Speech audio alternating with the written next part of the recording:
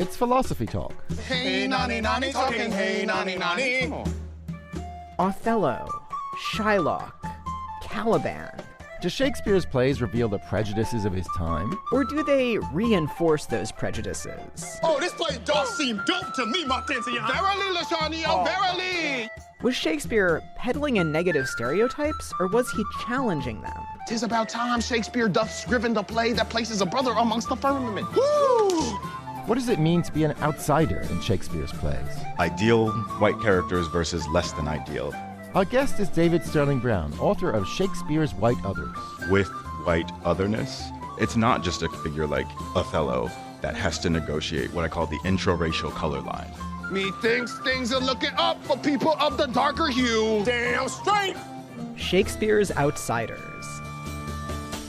Coming up on Philosophy Talk.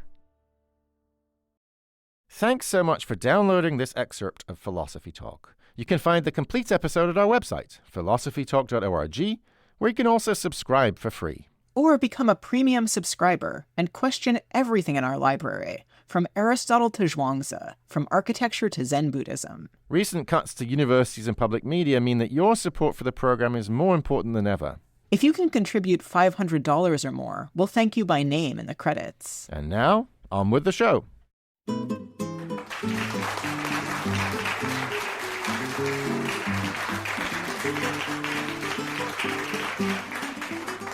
How does Shakespeare deal with race, gender, and disability? Do his plays reveal deep truths about identity and status? Or are they just old-timey soap operas? This is Philosophy Talk, the program that questions everything. Except your intelligence. I'm Ray Briggs. And I'm Adrian Daub, sitting in for Josh Landy. We're coming to you from the Stanford Humanities Center.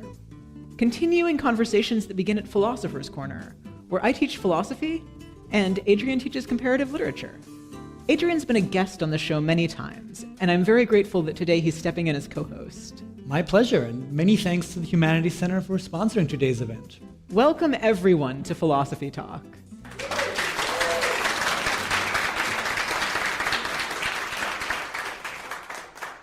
Today, we're thinking about Shakespeare's Outsiders. You know, Ray, I find Shakespeare's outsiders more interesting than his heroes, right? If you think of Othello, Shylock, Caliban. I don't know. I think that Shakespeare is really unfair to those characters. Look, Othello is violent and jealous.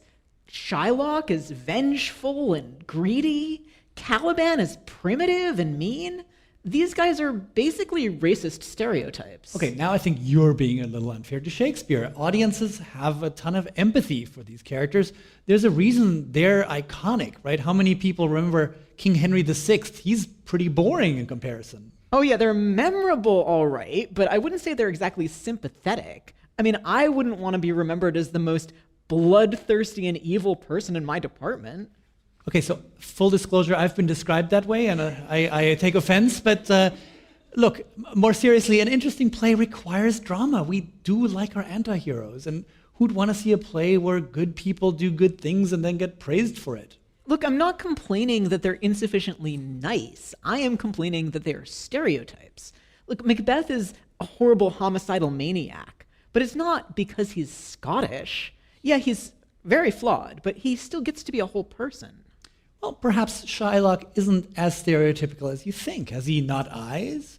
Hands? If you prick him, does he not bleed? Shakespeare isn't just recycling the prejudices of his time, he's reflecting on them, and he makes you empathize with someone like Shylock, which, you know, last time I checked, is not the most bigoted thing to do. Oh, okay, so Shakespeare makes you empathize with Shylock, but he's still basically a stereotype of a greedy Jew. Giving your anti-Semitic stereotype feelings doesn't really absolve you of the anti-Semitism. Okay, I'll agree with Shylock, but he's just one character out of, 1,223, give or take a herald? So what, Shakespeare has great Jewish representation in his other plays?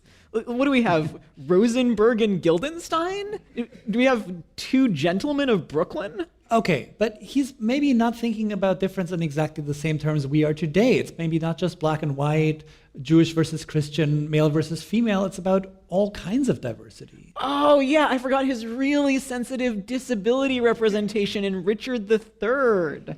The guy who's so deformed that dogs bark at me as I halt by them, who decides to be a villain because of that. It's just another terrible stereotype.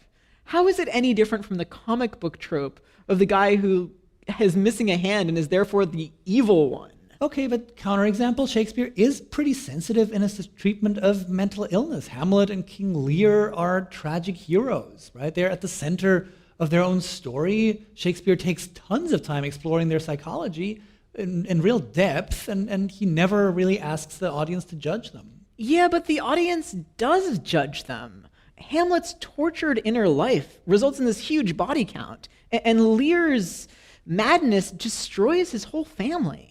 These guys are not role models. Okay, but why do they have to be role models? People weren't going to the Globe to learn how to behave. They were going to have a good time, to be entertained. Oh, come on, it's just not just entertainment. It's serious art. It is literally Shakespearean tragedy. Okay, that just proves my point. Tragedy is about that. It's about flawed individuals making a gigantic mess of things. It's not about nice people doing reasonable things for 3 hours. Yeah, but audiences still learn things from the entertainment they're consuming. And Shakespeare was teaching his audiences to have bigoted attitudes. Okay, so I'd wager that they were already bigoted. They probably came in with a bunch of simplistic stereotypes, and at best, Shakespeare was able to give them nuanced characters and complex storylines that complicated those.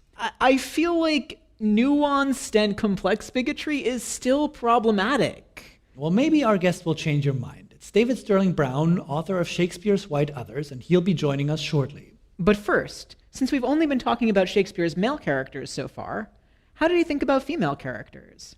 We sent our roving philosophical reporter, Holly J. McDeed, to find out. She files this report. All that is great in me might be made little by a word, but I will spin you a tale that brings you in again.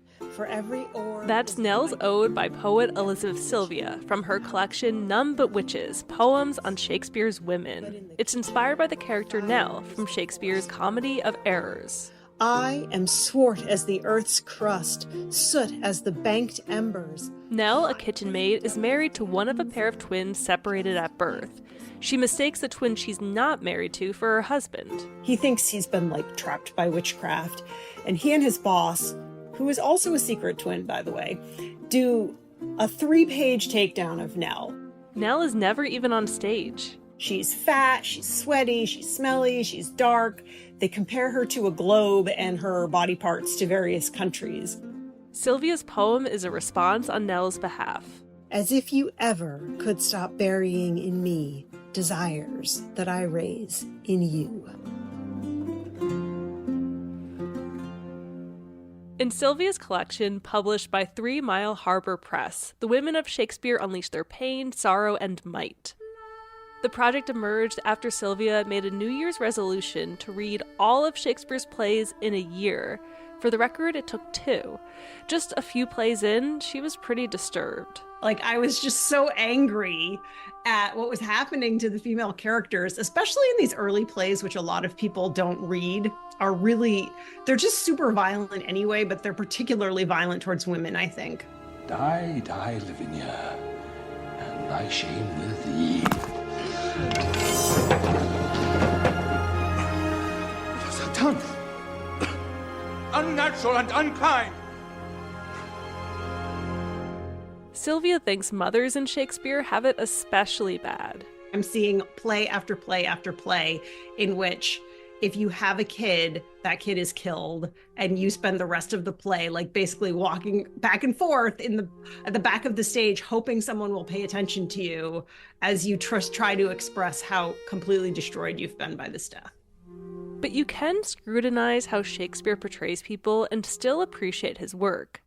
To love Shakespeare is to know him, argues Farah Kareem Cooper, a professor of Shakespeare Studies at King's College London and co-director of education at Shakespeare's Globe. In order for us to keep Shakespeare around, he's got to be more accessible. Otherwise, he's going to become obsolete. Kareem Cooper says if we shy away from the flaws in Shakespeare, his work becomes hard to relate to. That's part of why she started the Globe's Shakespeare and Race Festival in 2018. The festival brings together actors and academics to talk about race in Shakespeare. There was a lot of bewilderment on the part of the public because nobody had really had a public conversation about Shakespeare and race. She faced a lot of backlash. You have people constantly accusing you of just doing it for tokenism, or that it's driven by your own identity, or that it doesn't have any real validity, or we're trying to cancel Shakespeare. So that makes it difficult, and that is a backlash to the Black Lives Matter movement. Kareem Cooper wants to keep Shakespeare in schools and in the imagination, but she says we should do so without blind worship. Like the poet Elizabeth Sylvia, who saw value in reading all of Shakespeare's plays. Run into the marketplace with me, mothers of this world, for I have seen you, weeping at the dry-edged river and wading from the boats. Her poem Unbind is inspired by Constance from Shakespeare's play King John. Constance's son has been abducted, but the male characters keep asking her to fix her hair. Shakespeare may be onto the idea of tone policing. Because our hair makes fire of the wind, and all around us knots are come undone, and birth instead of death is thundering. As a person in the contemporary world, Sylvia says it can seem like the world is crashing down around you, but the women of Shakespeare never seem to give up in any circumstance. They're powerful. If I be waspish, best beware my sting. The Shakespearean world, like ours, is just a mess. For Philosophy Talk, I'm Holly J. McDeed. Want to hear more? You can find the complete episode on iTunes Music, or for unlimited listening, become a subscriber at philosophytalk.org.